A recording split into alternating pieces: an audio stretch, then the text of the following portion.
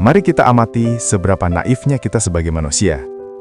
Jika matahari ukurannya 1,3 juta kali volume bumi, maka baru dalam tata surya saja kita sudah bisa lihat bahwa bumi ini sangatlah kecil, bukan pusat apa-apa.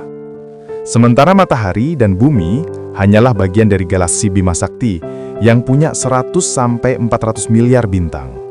Dan matahari hanyalah satu titik kecil dari ratusan miliar itu. Dan ini baru bicara satu galaksi kita, yaitu Bima Sakti.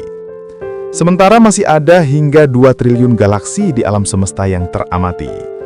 Dan jika Bima Sakti hanyalah satu titik kecil dari gugusan kosmik, lalu matahari yang punya ukuran 1,3 juta kali volume bumi saja hanya titik kecil dalam galaksi Bima Sakti?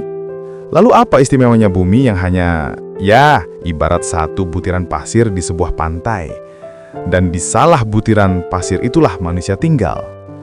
Lalu merasa penting, merasa istimewa, hingga menganggap Tuhan sangat berkepentingan untuk berkomunikasi langsung dengan manusia melalui agama. Dan kemudian mengatur segala hal tentang manusia, dari cara makan, tidur, berpakaian, kawin, bahkan sampai mengatur selembar kain di kepala manusia. Dan saking gabutnya, maka Tuhan menciptakan surga untuk yang taat pada aturan, dan neraka bagi yang melanggar aturan. Dan kemudian Tuhan pada akhirnya akan marah karena perilaku manusia, hingga Tuhan meledakkan semua ciptaannya, termasuk semua galaksi yang bermiliar-miliar jumlahnya tersebut. Mari kita gambarkan dengan yang lebih nyata dan sederhana. Jika kita andaikan semesta ini negara Indonesia, maka bumi ini hanyalah ibarat satu ranting kecil dari sebuah dahan di sebuah pohon kecil yang tumbuh dan menjadi bagian di salah satu dari semak belukar di salah satu sudut hutan kecil di pedalaman Kalimantan atau Papua. Dan manusia hanyalah ibarat salah satu jenis semut yang hidup bergerombol di daun pada ranting tersebut.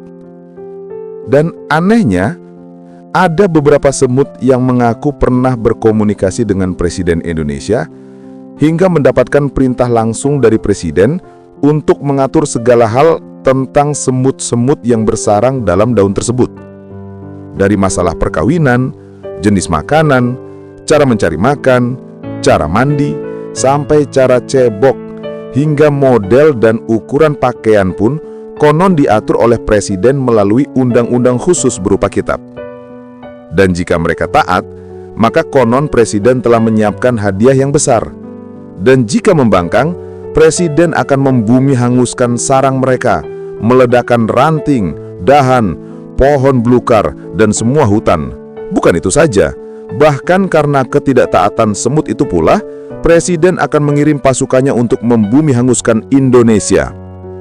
Inilah yang selalu diyakini manusia dengan doktrin agamanya masing-masing, hingga mereka saling bunuh dalam mempertahankan dan memaksakan keyakinannya kepada orang lain. Pertanyaannya, apakah semut yang terlalu menganggap dirinya penting, atau para semutlah yang justru sedang mengkerdilkan eksistensi Presiden? Atau memang ada semut yang berkepentingan menguasai semut lain dengan membangun cerita tentang Presiden sesuai konteks dunia semut?